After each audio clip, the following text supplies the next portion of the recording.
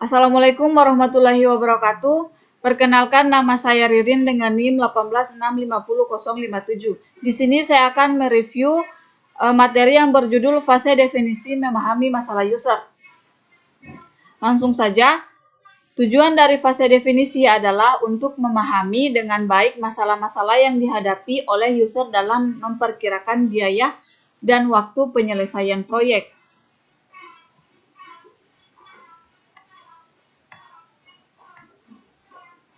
Ada 3 aktivitas utama yang harus dilakukan oleh fase definisi tersebut. Yang pertama, Anda harus memahami dengan baik masalah-masalah yang dihadapi oleh user dan apa saja yang dibutuhkan untuk menyelesaikan masalah tersebut.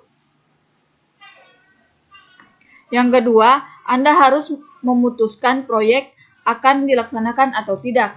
Jika keputusannya adalah melaksanakan proyek, maka Anda harus dapat menganalisis semua risiko-risiko yang mungkin terjadi yang dapat menggagalkan proyek tersebut. Analisis ini sangat membantu dalam penulisan proposal yang berisikan rincian mengenai proyek, apa yang akan ditawarkan, kapan dan berapa biaya termasuk biaya untuk risiko-risiko yang mungkin terjadi.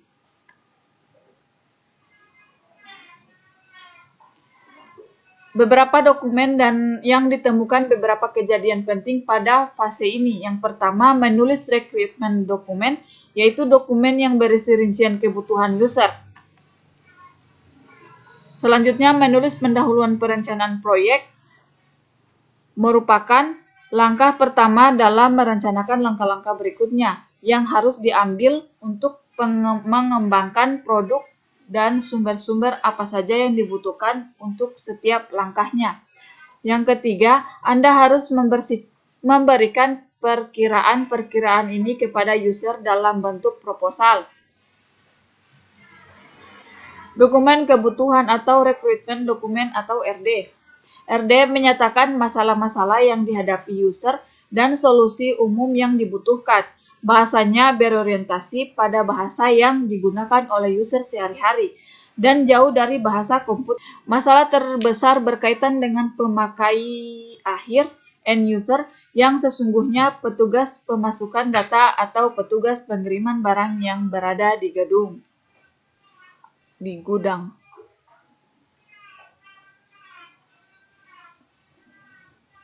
Rencana yang dilakukan oleh pebisnis untuk wawancara yaitu pertama, cari tahu tentang aliran informasi yang ada dalam perusahaan tersebut. Mulailah dengan pertanyaan-pertanyaan seperti informasi apa saja yang dibutuhkan untuk menjalankan kegiatan bisnis perusahaan, seberapa penting aliran data, baik antara departemen maupun antar individual, tentukan frekuensi, waktu, dan keakuratannya. Hal-hal yang terjadi dalam RD yaitu pendahuluan, identifikasi perusahaan user, dan juga penjual di mana RD tersebut ditujukan. Tentukan masalah yang perlu diselesaikan, latar belakang, contoh situasi yang sedang dihadapi, motivasi-motivasi untuk menanggulanginya, dan lain-lain. Tujuan proyek, sebuah pernyataan singkat mengapa kita mengajukan proposal untuk pengembangan proyek. Utama pernyataan singkat mengenai bagaimana sistem berfungsi berdasarkan tujuan proyek yang telah ditetapkan. Keluaran umum, penjelasan secara singkat tentang informasi yang dibutuhkan dari sistem. Informasi input secara umum, input data apa yang diperlukan untuk menghasilkan output. Kinerja atau performance, berapa banyak transaksi yang akan diproses, berapa banyak data yang akan disimpan, kapan laporan harus dihasilkan, dan jelaskan waktu rata-rata, waktu maksimal proposal dalam hari atau jam. Perkembangan atau growth, hal ini mungkin sulit untuk diramalkan, tetapi cobalah untuk menghitung kemajuan bisnis dan menetapkan berapa tahun lagi sistem masih dapat diharapkan untuk berfungsi. Pengoperasian dan lingkungan, di mana komputer akan ditempatkan, di mana terminal-terminal yang interaktif ditempatkan, dan siapa yang akan menggunakannya. Kompatibilitas pengantarmukaan. Jelaskan jika fasilitas antar komputer dibutuhkan adalah alat-alat yang harus disatukan atau jika pengiriman sukses dibutuhkan. Reliabilitas ketersediaan. Tulis penggambaran waktu di antara kegagalan-kegagalan waktu untuk memperbaiki presentase tambahan yang diperlukan. Pengantarmukaan dengan pemakai. Rincikan pengalaman-pengalaman yang dibutuhkan user dalam menggunakan komputer. Jelaskan bagaimana menangani sistem kepada user yang baru. Pengaruh organisasi. Departemen-departemen apa yang akan sangat berpengaruh dan seberapa jauh cara kerja mereka harus berubah. Pemeliharaan dan dukungan. Jaminan-jaminan yang dibutuhkan, berapa lama, sampai kapan, bagaimana pengiriman. Dokumentasi dan pelatihan, keuntungan, dan terakhir persyaratan dan kondisi. Tanggung jawab user. Tanggung jawab user di sini meskipun user tidak menulis RD, dia bertanggung jawab untuk menyediakan pewawancara, tip proyek yang dapat dipercaya, dan informasi tepat pada waktunya. User harus dapat mengajukan orang yang mengetahui sistem tentang suatu yang ada pada saja yang dibutuhkan untuk sistem baru tersebut. Keputusan melaksanakan atau tidak melaksanakan proyek. Setelah kebutuhan-kebutuhan ditetapkan, langkah berikutnya yaitu memutuskan apakah proyek bernilai untuk dikerjakan atau tidak. Untuk membantu membuat keputusan itu, suatu studi kelayakan dilakukan untuk menjawab pertanyaan.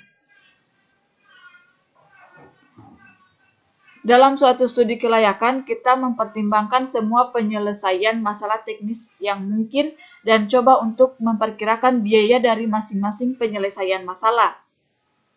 Perkiraan keuntungan ini mungkin saja mudah, tetapi seharusnya tidak dipergunakan. Manajer proyek tidak hanya harus menjawab apakah proyek ini secara teknik dapat dikerjakan, tetapi juga menjawab pertanyaan yang lebih penting, yaitu apakah proyek ini dapat dikerjakan oleh saya sekarang. Manajer proyek harus bertanya pada diri sendiri apakah proyek yang ada memiliki peluang untuk sukses atau proyek tersebut akan mengalami kegagalan disebabkan oleh terbatasnya sumber-sumber pengetahuan atau risiko di luar kekuasaannya.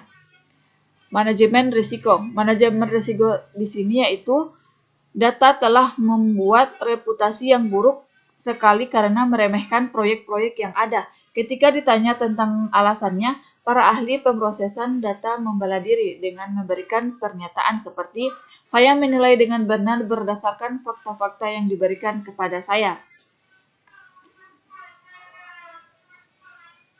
Solusi standar industri untuk semua masalah-masalah tersebut yaitu solusi pertama, sedikit masalah-masalah yang ada. Kedua, hukum yang tidak bersalah. Ketiga, promosikan yang tidak terlibat. Dan keempat, kembali ke solusi satu dan berputar sampai membosankan.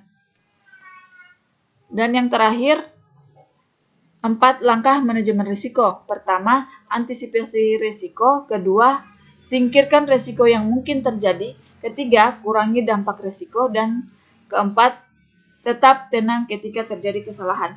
Mungkin itu saja yang bisa saya jelaskan. Lebih dan kurangnya mohon dimaafkan. Saya tutup dengan ucapan wabillahi taufiq wal hidayah. Wassalamualaikum warahmatullahi wabarakatuh.